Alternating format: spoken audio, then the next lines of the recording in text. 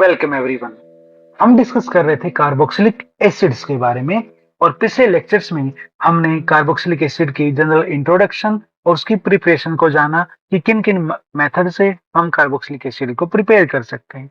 आज के लेक्चर में हम बात करने वाले हैं कार्बोक्सिलिक एसिड्स की रिएक्शन के बारे में। हमारी जो पर्टिकुलर रिएक्शन आज रहेगी वो है हेल वोलार्ड जेलेंस की रिएक्शन, यानी कि HVZ रिएक्शन। जो HVZ रिएक्शन है, जैसे आपको दिख ही रहा है, ये ऐसी रिएक्शन है जिसमें ऐसा लगता है कि जो एक कार्बोक्सिलिक एसिड है लाइक RCH2CH2 COH टाइप का एक कंपाउंड है, वो फॉस्फोरस की प्रेजेंस में ब्रोमिनेशन करता है और जो अल्फा कार्बन है उस पर ब्रोमीन लग जाता है। ये रिएक्शन को देखने का एक पहलू है कि हमें ऐसा लगता है, लेकिन ये रिएक्शन इतनी सिंपल नहीं है। इसमें कई सारे स्टेप होंगे, उस मैकेनिज्म को आज हम समझेंगे और जानेंगे।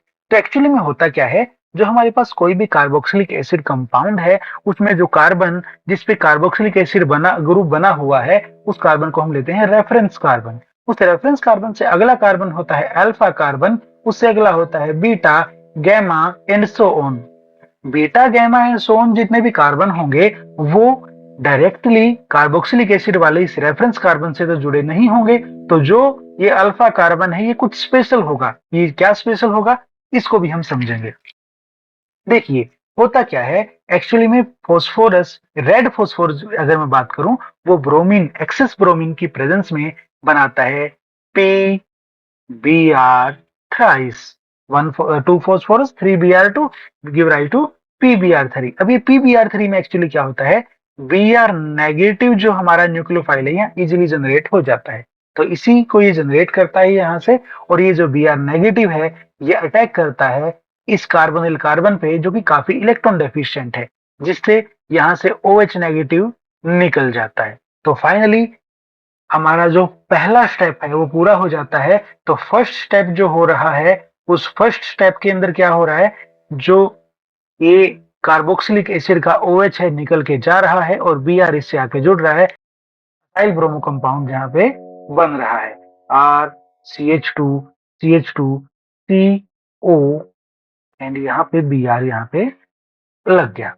अब इस स्टेप के बाद क्या होता है वो देखते हैं। ये जो आपको कार्बोनिल कार्बन यहाँ पे दिख रहा है, ऐसी फॉर्म को बोलते हैं कौन सी, कीटो फॉर्म। और ये जो कीटो फॉर्म है, इसकी खास बात होती है कि अल्फा हाइड्रोजन के साथ यहाँ पे टोटोमेरिज्म होके क्या बना लेता है, ये इनोल फॉर्म बना लेता है। क्या बना लेता है, इनोल फॉर्म। इनोल फॉर्म क्या होती है, सपोज ये हाइड्रोजन लगा हुआ है इस कार्बन से, इसको मैं कहता हूँ atom 1। If this is atom 1, this is atom 2 and this is atom 3, तो प्रोटॉन 1,3 माइग्रेशन करता है। ये प्रोटॉन यहाँ से इस ऑक्सीजन पे जाके लग जाता है और डबल बॉन्ड कार्बन कार्बन के बीच में आ जाता है।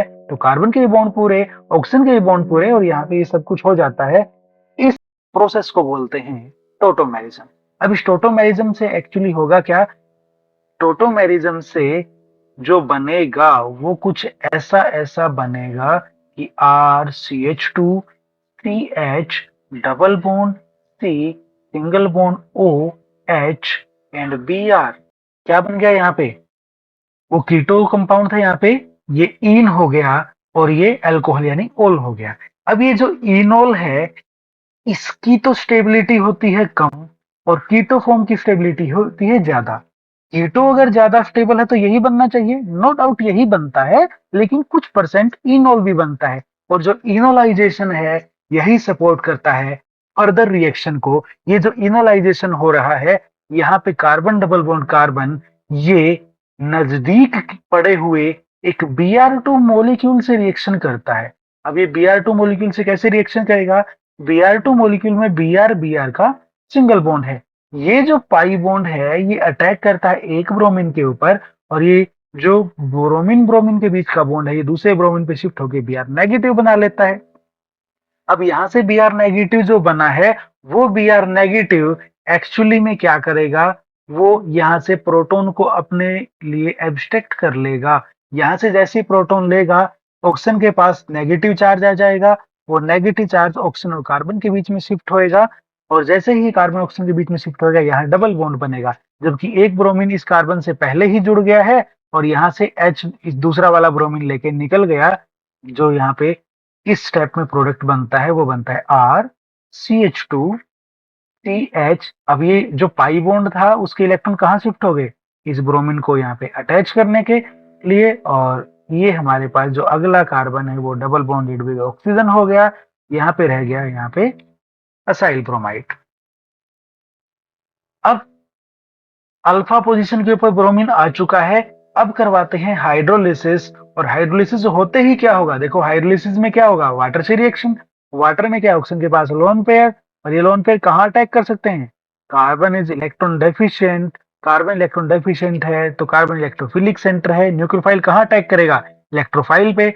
अभी इलेक्ट्रोफिलिक सेंटर पे अटैक किया, ये इलेक्ट्रॉन गए ऊपर, वापस से इलेक्ट्रॉन जब आए तो Br नेगेटिव यहाँ से आउट, और फाइनली हमारा जो प्रोडक्ट बनेगा वो क्या बनेगा, आर CH2CH, ब्रोमीन से अटैच हो गया है, सी डबल बॉन्ड OH, ये बन गया वो कार्बोक्सिलिक एसिड जिसकी अल्फा पोजीशन के ऊपर क्या लगा हुआ है, ब्रोमीन लगा हुआ है।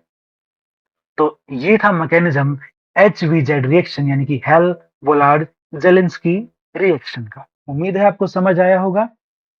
आज के वीडियो में इतना ही, मिलते हैं अगले वीडियो में अगली रिएक्शन के साथ।